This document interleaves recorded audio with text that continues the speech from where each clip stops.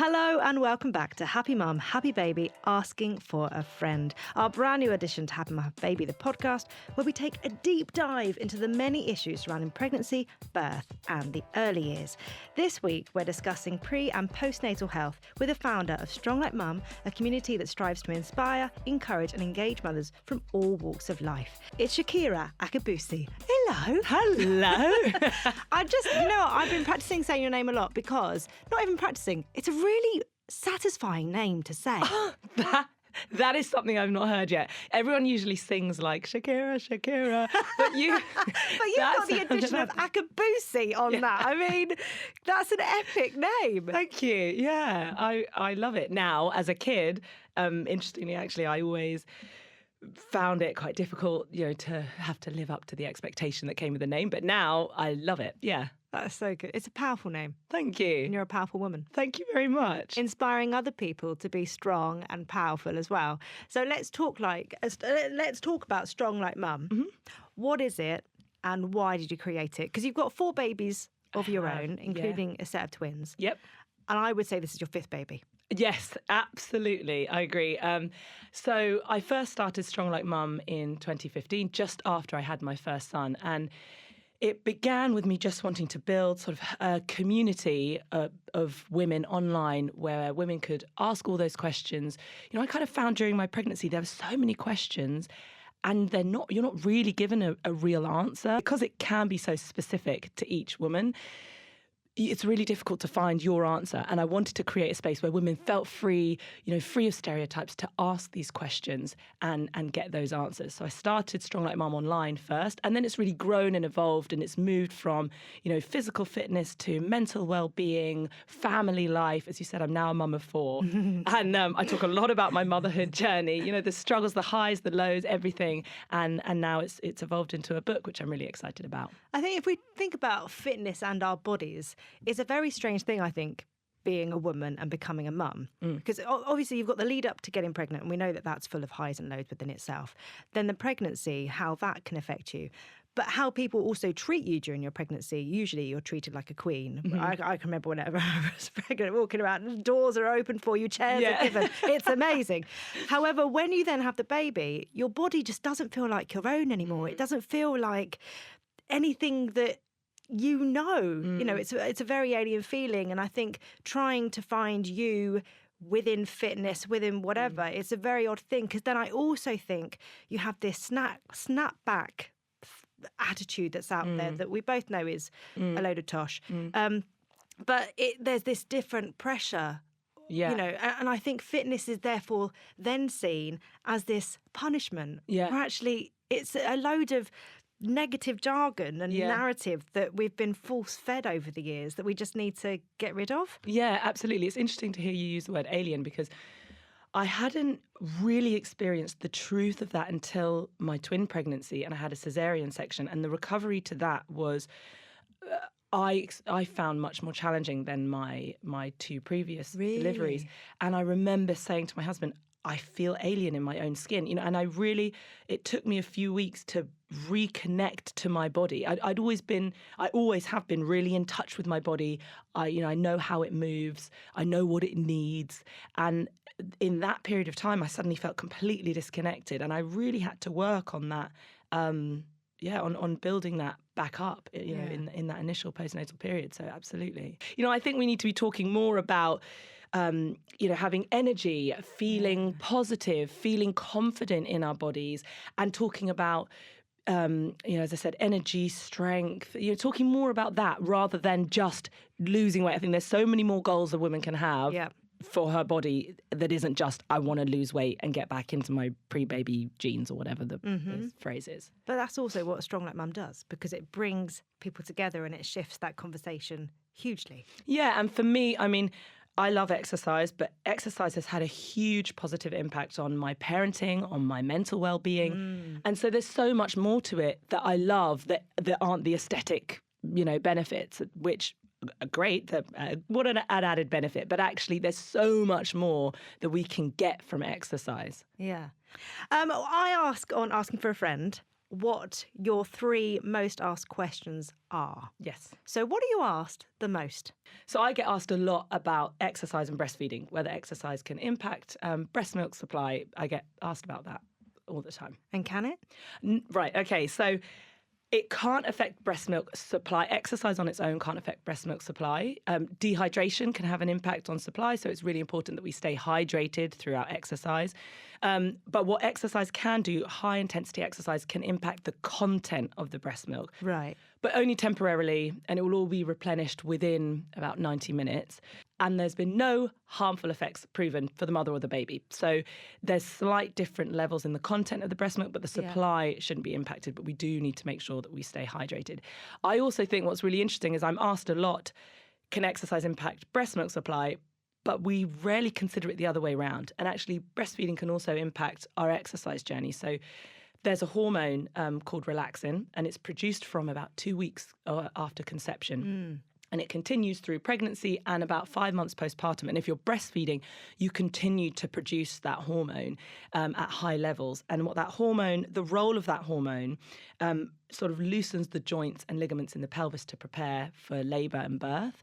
But it can't be isolated just to the pelvis. So it can affect all the joints throughout the body. So it's really important when we're exercising that we're not overstretching. You know, if you're lifting weights, we're not flinging those weights backwards, that we work within a comfortable range and with control so that we just avoid injury. I can remember Catherine Jenkins coming on and talking about singing and relaxing. Relaxation. And it's saying actually she's a better singer when she's pregnant. Because of the vocal cords it all kind of relaxes. And I've never even thought about that. I need to get pregnant again. No. Your singing career is about back. Move over, Shakira. Watch this space. But that's really fascinating seeing it the other way round. Yeah. Because I've also got hypermobility, so I know that when I do stuff, I have to really make sure that I think this is why I get injuries, because my body just does things that you shouldn't do. But that's really, really fascinating. Yeah. And actually, I read in your book that when you go for a run, sometimes you will express before you go for a run for twofold, so that the kids have milk when you're breastfeeding. I don't know if you still are, but so that the kids have milk if they need to be fed while you're out, but also just so you feel a bit better when you're out. Yeah, exactly. So breastfeeding can get really uncomfortable if you've got a lot of supply and you're needing to feed your babies quite regularly. So I would express before I was running, just like you said, for comfort reasons. And I personally, in my first 2 pregnancies, I really struggled finding a good bra to support me when I was running. There's loads of good nursing bras out there for working out, but not so much for running. So I really struggled initially, and I had a better experience with my twins. I was able to find better support, but I definitely had to use expressing as a way to be able to help manage that. Yeah, and I'd say definitely remember to put your pads in when you go out for a run. Yeah. And also, I would say that the double sports bra thing doesn't work well. Really? Yeah, I tried that. You cannot take a deep inhale. It gets really uncomfortable and it can affect your posture and all sorts. So definitely invest in a good bra, both sports and in regular life. I think that really helped my postnatal journey, was going and being refitted for bras, sports bras, and just day-to-day bras. I've got to say that I think for a long time, when it came to any bras, was just like, I'll put that on. It doesn't really. Yeah. I think I did live. I would say I definitely did live in my maternity nursing bras for about a year. Yeah. After each one, actually 6 months after breastfeeding, so a year and a half, definitely. Yeah. And then afterwards, I think I just put ill-fitting bras on. Yeah, me too. I put bras on from before I'd had any children. Completely different. Like the nursing bras I'd been given by a friend, so they weren't even my size, but I was like, that'll do. And like you said, I wore them for a year and a half, and it really actually impacted how I felt. They're not sexy. Bra. No, they don't make you feel confident in the slightest. They are not sexy. The clips and by themselves, if they're exposed, you're like, oh gosh, honestly, I feel like that sound of that is really triggering. I haven't thought about that. The second I hear that click, I'm like, oh. I can hear that click so clearly. Yeah, it always brings back memories. Oh gosh, yeah. And actually, we've got to talk about running during pregnancy as well, because I know that your first 2 pregnancies you did run. Yep. But they got to a point with the twin pregnancy where you were just like, actually. Yeah. So with all of my pregnancies, I had really bad morning sickness, which I'm sure many women will relate, is just not isolated to the morning. It was a tough time. And so it took me a while to get back into running. But as you said, in my singleton pregnancies, I was running up until about 3 weeks before giving birth, and I felt great. And I was like, oh, this is fantastic. With my twin pregnancy, I went for my first run at 16 weeks, and I never went again. Because again, it just didn't feel right. I could feel that pressure on my pelvic floor. So when we're pregnant, our pelvis, if you imagine your pelvis like a cereal bowl, when you're pregnant and you get that arch in your back, it's as if you're tipping that cereal bowl all forwards. The milk is falling out. Falling out the front. Yeah. Exactly, yeah. And that tilt of the pelvis means that all our internal organs and the baby and the amniotic fluid and the placenta, it's tilted. When our pelvis is straight, all of our internal organs are kind of rested on the bony structures of the pelvis, so we have that even distribution across our pelvic floor. Once we get that tilt, it places much more pressure onto the pelvic floor. So the pelvic floor is built to manage this, and we can help with supportive exercises, core exercises, so we can enjoy running during pregnancy. But for me in that twin pregnancy, it was just too much pressure, and I could feel the discomfort on my pelvic floor, and I knew that it wasn't something I felt comfortable continuing with. And as I said, being able to have that confidence in your own journey and your own timeline is so important. It's so true. What's your second question that you get asked most? What is diastasis recti, and how can we best recover? And how do you say it? Yeah. Oh, do you want me to say it? No, me. How do you say it? Yeah. Oh. Right.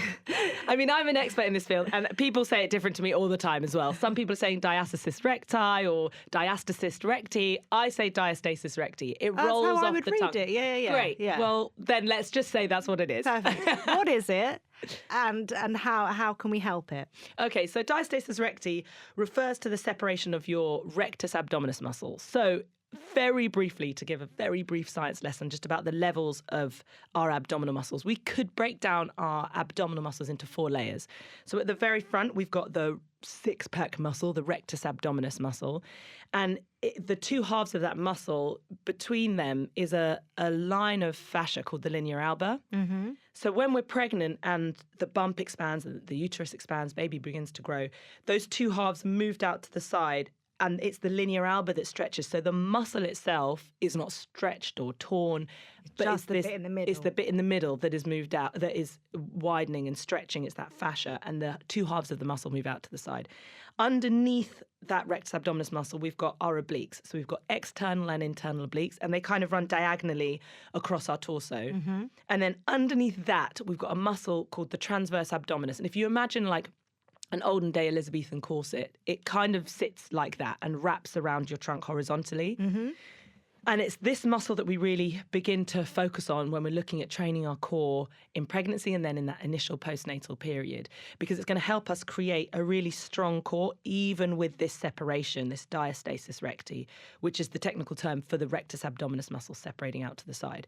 So that's what diastasis recti is. Mm-hmm. Postnatally, many people, their diastasis recti gap can come back together on its own. But for most women, I think the statistic is like over 60% of women. Oh, wow. Yes. And I actually wouldn't even be surprised if it was more. A diastasis recti gap will continue after that time. And for many people, it never completely closes. And I'm one of these people. So the current guideline says as long as this gap between the two halves of your rectus abdominis muscle is 2 centimeters or smaller, so roughly the width of 2 fingers, if it's 2 fingers width or smaller, we can use exercises that target that transverse abdominis, that deeper layer of our abdominal floor, to help create a really strong core, even with a diastasis recti gap. Right. So it's not just about, do you have a gap? What size is the gap? We should actually be going deeper than that and looking at, how is your transverse abdominis muscle working, and can we still get really good integrity across the whole core so that we can enjoy all forms of exercise? Like I said, I have a diastasis recti gap that has never closed since my first pregnancy, but it's definitely increased since my twins. But I work on that deep core work with the transverse abdominis, the pelvic floor, and actually I can do all forms of exercise and really still have that strong support network. Yeah. So it's that we want to be So is that the strength thing? Is that what the real worry is, that split would cause a weakness there? Right. So yeah, when we're looking at the stretching of the linea alba, that fascia between the two halves, it's obviously going to create a weakening in the front of our abdominal wall. So we want to be able to create a strong core underneath that through the transverse abdominis so that we can still have that strong base. During pregnancy, and again, what I noticed in my twin pregnancy, where I learned a lot of lessons, something like the all fours position when you're in pregnancy can be really great. I mean, many women birth in that position, whether it's a singleton or a multiple birth pregnancy. But for some women, and for me, it certainly became true in my twin pregnancy, in those last few weeks, even that all fours position felt uncomfortable because of that weight that was pressed onto the front of my abdomen because of that stretching of the linea alba. And it just was a position I wasn't comfortable in anymore. So I amended my exercises not to be on all fours. So it's things like that that will then help us in that recovery period. You know, if we can do the correct exercises during pregnancy and learn to listen to our body in pregnancy, it will help us with our postnatal recovery. That thing again, isn't it? It's listening to your body during pregnancy, because we've both had 3 different pregnancies that are very, very different. Yeah. And, you know, my 3rd pregnancy, it's like my body hated me. Yeah. Everything hurt. My hips, my knees. Yeah. You know, and I do think I had to kind of listen to, you know, maybe I won't bend down to the washing machine. Maybe I will ask Tom to put the washing in. Maybe, you know, those little adaptation, like adapting bits so that it's a bit easier on your body. Yeah, exactly. What is your 3rd most asked question? My 3rd most asked question is probably about how to return to running after pregnancy. I get a lot of questions about running after pregnancy. And would you say that is literally a case of listening to your body and taking it slowly? So definitely that's part of it. I think what becomes really interesting when we're looking at running postnatally is, you know, I mentioned before how the pelvis is tilted. And this tilt in the pelvis, again, if you can just visualize it as that bowl, when it tips forwards, if you picture your glutes and your hamstrings, both your glutes and hamstrings are then placed into a sort of an overstretched position. And that can really impact our running. So I think for running, what's really important is that we work on, and to be honest, I mean, this is really important for all postnatal recovery, but the added benefit, what you're going to get through these exercises, if you're looking to return to running, is we want to focus on really realigning our pelvis, because it's going to help us, be able to activate our glutes better, but also be able to get our hamstrings back into more of an optimal alignment. And that's going to help us with our stride and our power when we run. I think when you're looking at your trainers, if they're by the door or in the wardrobe, after having a baby and you're getting excited about it, is it a case of just put them in and go? Or are there steps that we should be doing to ensure that our bodies are ready? Or is it a case of trying it and kind of going, know that if you're out and it doesn't feel right, just stop? No, so when we're looking at returning to running, I think, as with all postnatal recovery, we need to be looking at our core and assessing our core. Running is hugely demanding on the core. Not only is it an impact exercise, but running's also a single leg exercise. So it really takes a lot of negotiation through our core to be able to manage that movement. I know, you know, we take it for granted walking and running, but it actually takes a lot. So we definitely need to be looking at our pelvic floor, giving our pelvic floor that support, working on our pelvic floor muscles, making sure that they can take that impact. Looking at our feet, as I mentioned earlier, you know, what are our feet doing? Looking at being, you know, our pelvis alignment, what's our posture doing? All of that comes into returning to running. And, you know, ultimately, once we're doing these foundation exercises and building these strong foundations, we need to get out there and give it a go. So we have asked the Happy Mum Happy Baby community to send in their questions. And honestly, I'm blown away by how many people get in contact with every episode. But this has really sparked off some great questions. A lot to do with C-sections. Which I know that you've had a C-section, so you understand fully. How does a C-section recovery compare to a vaginal birth? Okay, yeah, great question. So I found as I said to you at the beginning, I found my cesarean recovery much more of a challenge that I just wasn't prepared for. And I think for me that's always really important. You know, I'd worked with cesarean mothers before as a trainer, but experiencing it yourself, there's so much more that I learnt about how things really feel I hadn't fully appreciated before. And it was a huge learning curve. I think, you know, that early period, you'll be really encouraged in that first 24 hours to get up, get moving. I found that really difficult. I really struggled with that. And like I said, for the first time, I felt so disconnected to my body. So in that initial postnatal period, I had to do a lot more work on my mind-body connection and really being able to connect to my body again, understanding what it had been through, you know, and really being open to feeling the way that I felt and allowing that process to naturally happen, and just being okay with it taking that time, which was new for me. And then when we're looking at actually how we recover and the things that we want to do, again, this is something that we can work on whether we've had a vaginal delivery or we've had a cesarean delivery. But actually, when we're looking at, I always talk to women about their breathing after a cesarean, and I never fully anticipated the power of a good breath. And when we are looking at cesarean recovery, all recovery postnatally, but talking now about cesarean, allowing us, if we can really take that deep breath and learning to breathe right and breathe well, it's going to really help us to keep that scar tissue mobile so that it doesn't get really rigid and stiff. And that is so important to our recovery, and it can really impact the functionality of our core and our comfort.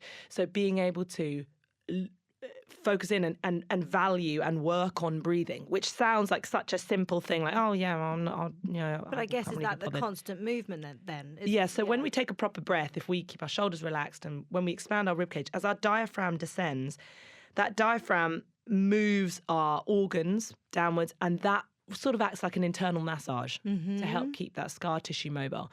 So as part of that, what is really important when we're looking at our pelvic floor, we do want to work on strengthening our pelvic floor muscles, even with a cesarean, because we've still, had this pregnancy. The weight, but also alongside carrying the weight of the pregnancy, the incision will have connections through the fascia, the soft body tissue in our body, will connect to the pelvic floor from that incision site. So pelvic floor strengthening exercise is great. But also when we're working on breathing and a cesarean recovery, we want to work on relaxing the pelvic floor, because when we take that inhale and everything's descending, if our pelvic floor relaxes down also, it gives us more space. Right. So it helps to really increase those benefits. So breathing, absolutely important. And then scar tissue massage, which I did a lot of.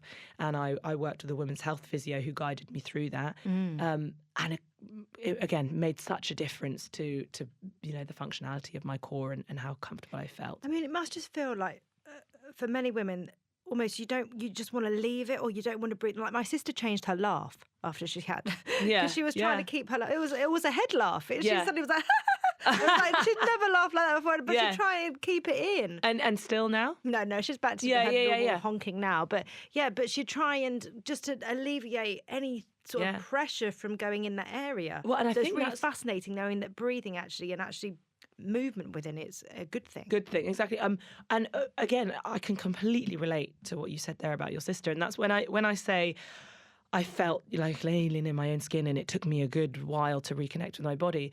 It was things like that. It was things like I remember that first 24 hours.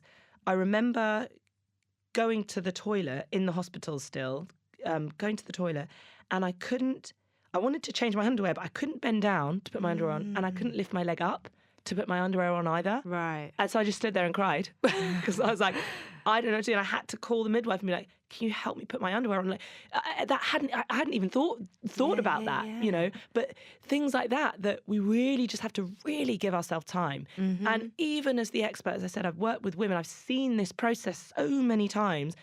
I thought, oh my gosh, how am I going to be able to how's my core going to feel? What's going to happen? Am I going to be able to move properly? Because it feels so disconnected. Well, and also at that point, you can't put your knickers on, but you've also got 2 babies to look after. I know. So, and there's the whole thing about not being able to pick them up, pick up the kettle, hoover, drive. Yeah.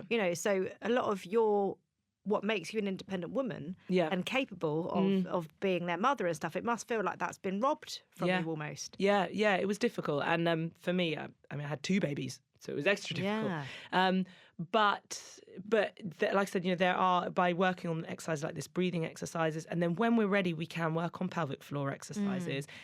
Really starting to build that core support is really imperative. And to be honest, I did that kind of work with my cesarean recovery. I was doing that kind of work for months before I progressed to anything else. Oh, really? I was working on breathing. I was working on pelvic realignment, posture. Posture sounds like such a boring word, but it is so important. I've always had terrible posture. Oh, always. Well, me too now, as I'm sitting here talking to you. Back, it's all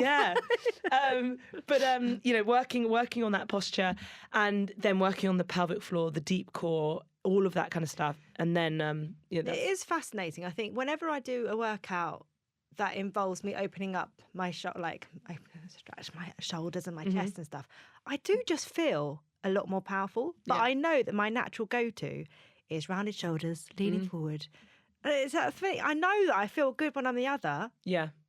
I always find that if I'm doing exercise, my posture's always pretty good because I just go into this mode of, right, I'm doing, and I really can focus in. It's the general day-to-day movements where I suddenly find that I'm doing this. I mean, when I say doing this, I'm hunching my shoulders forwards, as you say. I'm doing this now, talking to you. And then I realize, oh gosh. And it's, it's getting that reminder. So upper back exercises, again, for breastfeeding, for all women postnatally, but I really experienced it with breastfeeding, working on upper back exercises to help pull our posture back and open up our chest. So important.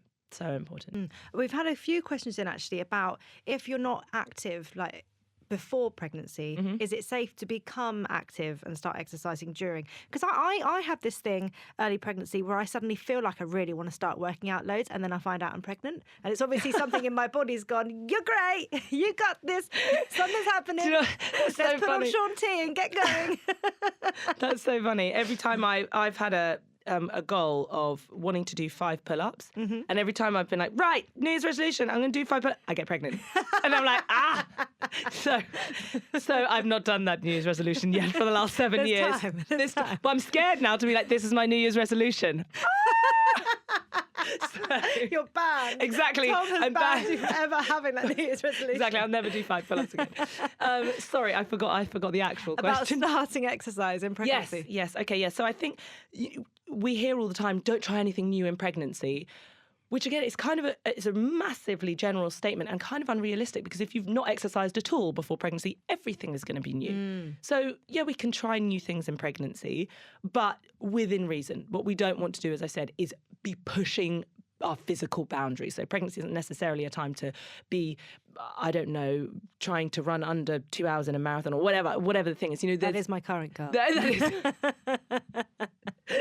But, so we need to, within reason, of course we can try new things, and we should really, I would encourage everybody to enjoy an active pregnancy, because, human beings nowadays, exercise and being active is almost seen, it is. It's become an extracurricular activity.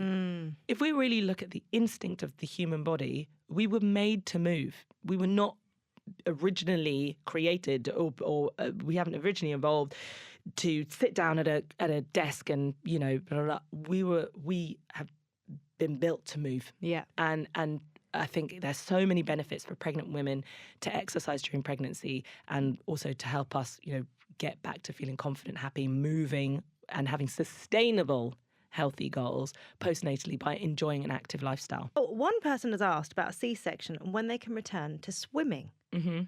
I find swimming, whether your scar is a C-section scar or wherever, this might be a medical question. Yeah. But I worry about stitches and things like that. So I never knew when I was allowed in the bath or not in the bath. But is there with C-sections? I mean, they're made of solid stuff. The C-sections. The stitches or the scar? Stitches. I thought you meant the scar. The stitches. Yeah. So, I would definitely say, this is slightly a medical question, so do consult your medical team. But I would say that if you're going to engage in that type of activity, you need to have a completely healed scar. Yeah. That would absolutely be something that I would advise. But that is a question for your doctor, because it's going to depend. When you say, when can you need to have a completely healed scar. And that's going to be different for everybody. So, having that assessed by somebody who is a professional is really important. I imagine swimming, when you are ready, when you are cleared to do that, it must be a nice activity to get back into your health. Yeah, I love it. I've got an open air pool near our house, and my friend took me there. She goes every morning. It is such a nice start to the day. I love it. Yeah. Sounds lovely. I'll come. Come on down for a swim. I've seen a lot online about wrapping your stomach after birth. I'm struggling with it becoming firm, and wonder if this would be useful. Yeah. Okay. So with all the strapping and the corset type things that you can get, like bands, belly bands to help support this, that, and the other. It's so individual. Some people really love them. Some people don't really love them. regardless of whether you choose to use it or not, I think we need to really be looking at working on your deep core. That transverse abdominis muscle I mentioned to begin with is going to become really important for your recovery. And that muscle, just to clarify, is worked by static contractions. I mean, it's worked a lot, but if we really want to target it and focus in on it, it's with static contractions. So something like the pelvic tilt exercise or the leg slide exercise, or a modified plank. Those type of exercises are really where we're holding a position. That's going to really help us to target our transverse abdominis and really getting that to work with your pelvic floor. So we want to take a deep inhale. Again, I'm going to sound very boring talking about breathing, but it's so important. When we take a deep breath, if you imagine your core like a fist, if you constantly have it partially tight and you never really relax it, it becomes inefficient. I can't pick anything up with my fist. I can't do anything with it, really. Yeah. You have to first be able to take that deep inhale to get the most power out of your core. So when we learn to take a deep breath, then we can engage our deep core, pelvic floor, transverse abdominis. That's what's really going to help you.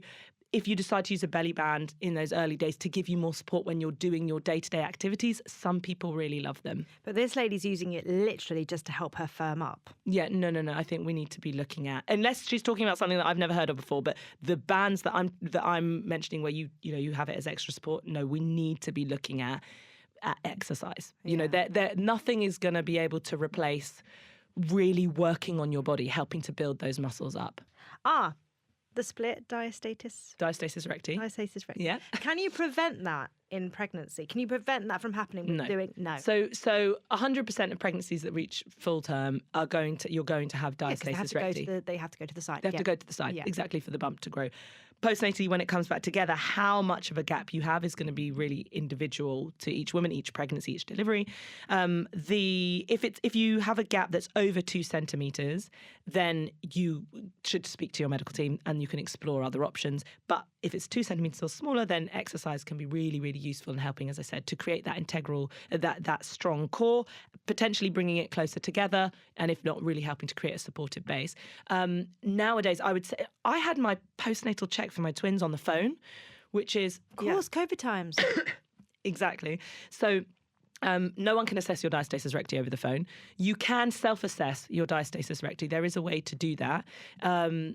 But if you have any concerns, push to be seen by a GP, push or your midwife and get the answers. It's just so important because something like that, if it's not fixed, whether we're looking at a misaligned pelvis or we're looking at diastasis recti, as I said, I've worked with women who are 10, 20 years down the line from having given birth and they have knee pain or back pain or whatever, and we can trace it back to the postnatal rehabilitation stuff they didn't do. And is that why it's also... Is it good to wait to do sit-ups and things like that for them to to start coming back together before you start?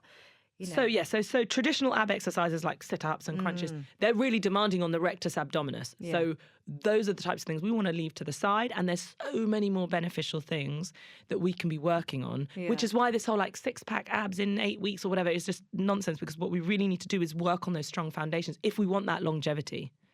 I mean, I can remember doing my first sit-up after giving birth and being like, well, I don't even know where my muscles are. Yeah. I think they're in there somewhere.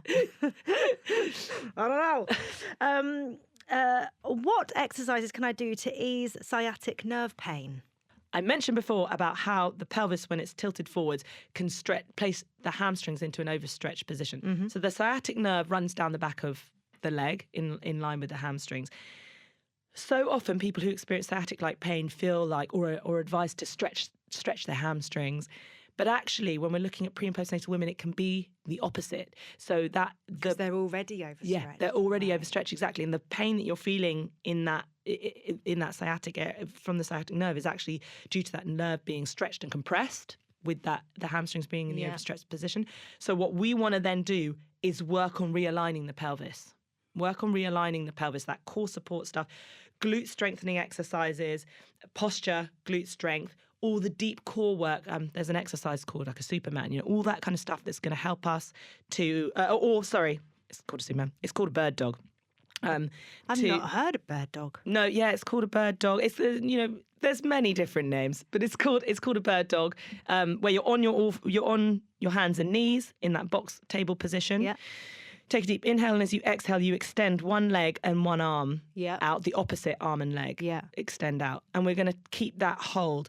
And what we really want to work on is keeping that pelvis. And if you video yourself doing it or do it in front of a mirror, you'll probably notice that you're tilting one way or the other. And what we really want to do is create that balance along the pelvis.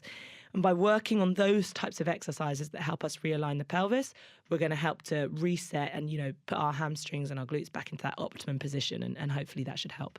One person has asked with the C-section, does the apron ever go? What do they mean by an apron? As in with the overhang? Yeah. Yes, it can. Again, I get asked that question a lot, actually. Scar tissue massage can be really, really useful. So there's a lot of swelling in that initial postnatal period. And this was something, post-cesarean period. This was something where I've had that question for years, and I've worked with cesarean mothers, and I've given them all the advice, and I know all the answers. And then I had a cesarean, and I was like, is this going to go? What is this? What does it mean? Blah, blah, blah. I had it myself, all those questions. But we can do some scar tissue massage. I would advise speak to a women's health physio, or certainly wait until your 6 to 8 week check. But we're doing some scar tissue massage work on our abdomen. We can help to redistribute, the blood that's rushed to that area, alleviate some of that swelling. And as that goes down, if we then, can work on our core exercises, we can really definitely help to improve our overall core strength and all of that. So, yeah. Because it's quite low down, the scar, isn't it? Yeah, it is. Yeah, it really is. Are there links between exercise and conception other than being fitter? This is definitely a specific medical question that I would work with. There are people who specialise in fertility that talk about fertility nutrition, and it's a fascinating area. That's not something I'm an expert in. But being healthy and active certainly can play a role in, I'm not saying it's the answer, but it can play a role in a fertility journey. So, particularly if you're looking at something like polycystic ovaries, or, I don't know specifically what this person is asking. There's so many different infertility journeys and struggles that people might encounter. But exercise can play a really important role with some of them. I can't guarantee, but I would definitely speak to a specialist, but it can. One person has asked, I have no energy thanks to HG. What exercises can I do? Okay. So firstly, I'm guessing when she says HG, she means the morning sickness. Yeah. So for energy, the best energy boosting exercise I would have, lie yourself down on the floor. If you are pregnant, so it depends if you're pre or postnatal. If you are prenatal and you don't feel comfortable lying on your back, you can do this sitting on the floor and just raise your legs up onto a platform. So if you're lying back, your legs, you can put them onto the coffee table or put them onto a chair or the sofa. If you're seated on the ground, even if you just raise them onto a pillow, but if you can get them onto like a low footstool or something, that's great. That's going to help with that return blood flow from the lower extremities. That's going to help us get more oxygen circulating through our system, and that's going to help us have more energy. So I do that all the time. I'll be with the kids. Mummy, I'll be like, are you playing? Yes, I am. Yeah, I know. I'll be like, sorry, kids, got to lie down for 3 minutes. And then I'll just lie there and I genuinely feel better. Also, for energy, hydration is really important. If you're dehydrated, you can feel so fatigued and tired. So staying hydrated is really going to help your energy levels. Oh, one person, I think this is the final question, but it's an important one. I struggled to find time to work out, so I just do the odd squats when brushing my teeth. Is that okay? It's that thing, isn't it? It's the time thing. Yeah. When you do have kids, there is that, where can you fit it in? How can you fit it in? I can remember just having one baby and taking them to baby classes where I got to squat and hold them over my head. Things like that. But I like this cheeky idea, though, of doing squats while she's brushing her teeth. Yeah. So, anything is better than doing nothing. So great that we're getting moving. I would also say that, we have this idea that fitness has to be squats and burpees and press ups and blah, blah, blah. Exercise can be anything that you enjoy. You can dance around your living room. I dance to multiple Disney soundtracks with my children on a regular basis. We're always having to do a show of whatever they're into at the time. So that counts as movement, enjoying it. We go out for walks as a family, all of that kind of thing, that counts. So it doesn't have to be this really structured exercise program that you're following. It can be just movement, just being active. I would say if you do want to have that more structured exercise thing, sometimes I manage to find the time. For me, it's usually when I have enough energy to wake up before everyone, especially in the summer months where it's lighter. I look at people online that do that and I'm just like, I will do that at some point. I'm saying to myself, maybe in a couple of years, I'll be that mum that wakes up at 5. Yeah, and does it. The workout do you know what? in. Sometimes, because again, exercises, often we think of exercise like we do our workout and then we're going to be really tired afterwards. Whereas if we have a really positive relationship with exercise, we can feel energized afterwards. So if I've had enough sleep, not always, but if I can get up, maybe not at 5, maybe 5:30, but get up, I'll go for a 20-minute jog or even if I'm outside in my garden, do some yoga, do some stretching, whatever it is you want to do, I will actually feel more energized and positive throughout my day. Another little tip, I would say I dress a lot in, I like to call it athleisure wear. My husband would probably call it my pajamas all day, but it's something I can move about in. All ready. You're ready to go. I would whatever love happens. to leave people with this vision of me like in really nice athleisure wear, where it's actually just me in like jogging bottoms and a t-shirt. You're ready to do a fast twitch whenever. There you go, fast twitch. I'm ready to go. I'm ready. Fast twitch. That's it. No, but in all seriousness, sometimes I don't. But if if I'm dressed and ready to go and the twins sleep, I might be like, oh, actually, I've got some energy. Let me go outside and do whatever, Yeah. But sometimes I don't. Sometimes I don't do anything for a week or 2 or maybe even 3. But so we just. But for me, it's about enjoying exercise, all the other benefits, and wanting to seeing it as something that we really enjoy. So round up with a few your top tips for exercise and for looking after yourself pre and postnatally. Okay, so my 3 top tips would probably be, the first one would be get to know your body, spend time working on that mind-body connection. It is so strong, and feel confident and comfortable in knowing what your body needs, not what your mate next door, what you need. That would be tip 1. Tip 2 would be lay the strong foundations. Don't be misled or, feel pressured by these timeline headlines that we're seeing or whatever. Work at your own pace, build the strong foundations. And I mean breathing, posture, deep core work. It's so important. And then my third one would probably be to find something that you love. Find something that you love, because running, some people hate the idea of running, then don't make it a run. Yeah. But find something that you love.